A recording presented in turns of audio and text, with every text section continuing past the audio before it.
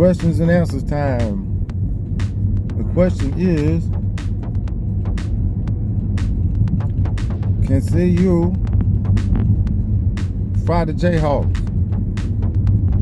Kansas Jayhawks are on the menu next week. This is a critical game, very interesting game. Today I'm going to watch the Jayhawks.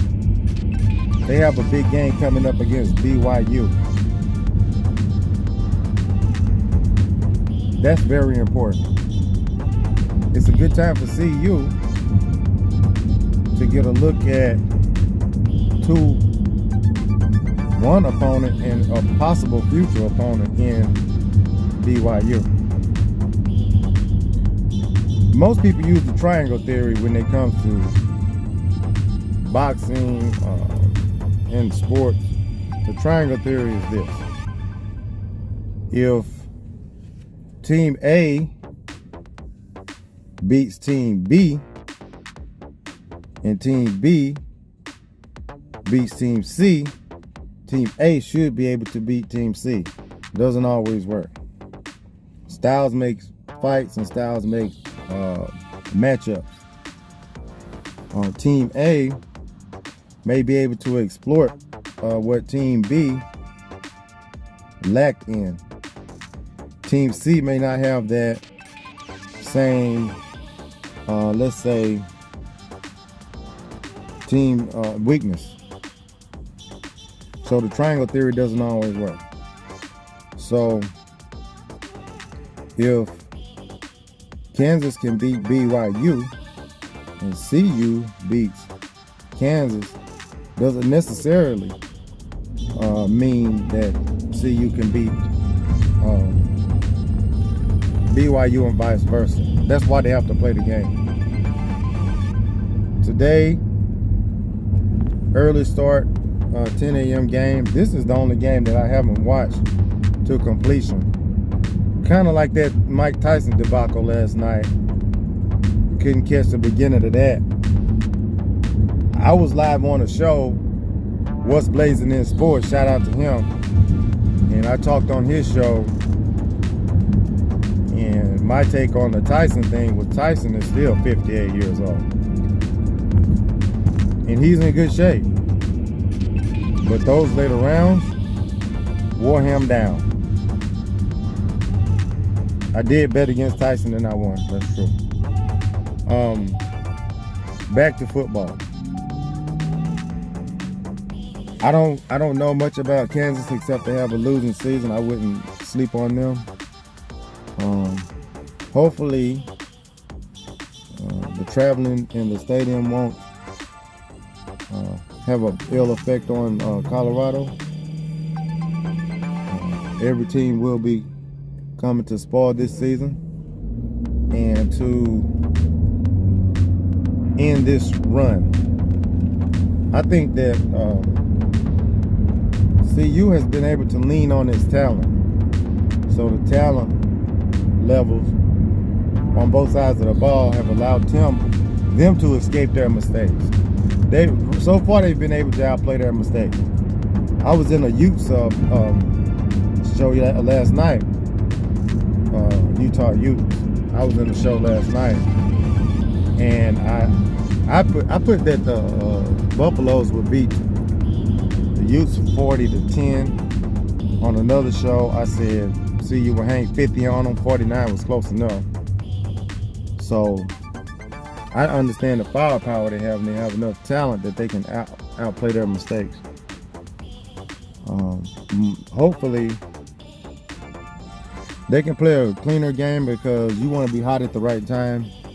You always want to get hot when it's playoff time. Getting hot early in the season doesn't mean much. You have to be hot at the right time. I believe that this is the time for them to play some clean football. I don't want to start naming names because everybody pitched in. It's good. Charlie got him a piece. Shout out to Charlie. My man's in there, Augusta, that running back.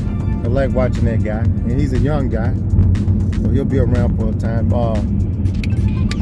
Miller from Texas, Silsby, got in there. Defense, they showed up, put the hammer down. We had a pick off in there, I believe. What's the guy's name? Phil Green pulled another one down.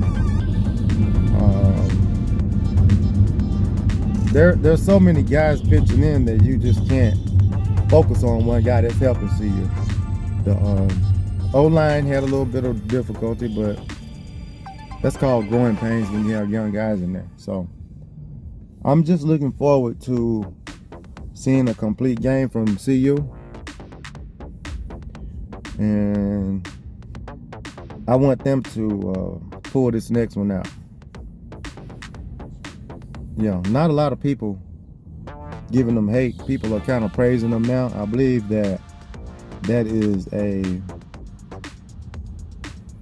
tactic to let sleeping dogs lie. They're leaving them alone so they'll chill out a little bit, because CU likes to get hit in the mouth first, and then oh, okay, oh, we playing football. They need that. Okay, we playing football. Okay, for real? Oh, you real? Let's do it. That's kind of how they operate. They'll chill if you leave them alone. Don't argue with them. I thought this was funny.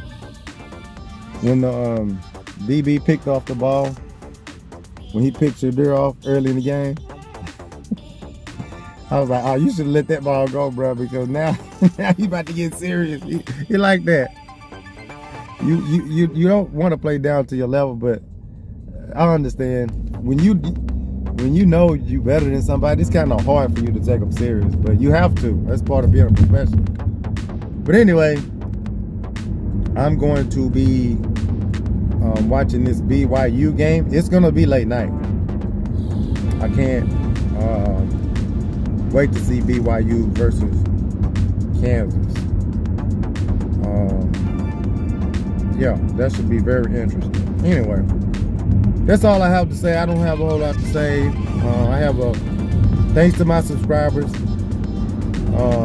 I have organic subscribers, by the way. Nobody shouts me out. Nobody clicks me in and pulls me in. I've talked on a few different shows here and there, but I was just finding a niche playing around talking on YouTube. Once I was in the chat and the guy said, "Oh, you might as well call in and blah blah blah," daring me to call in. I'm like, dude, I can articulate. So whatever you want to do, I can debate you, or we can just chop it up. That's how I ended up getting on YouTube. And it's a good learning experience too, and it's fun to me. Get your opinion out there, and you can hear your buzzwords on TV. That's true. Okay, so shout out to CU. Shake off those what do you call it? Those errors in your ways, and keep going for the goal, man. The light is at the end of the tunnel. It's not right here. So shout out to y'all. Peace, man.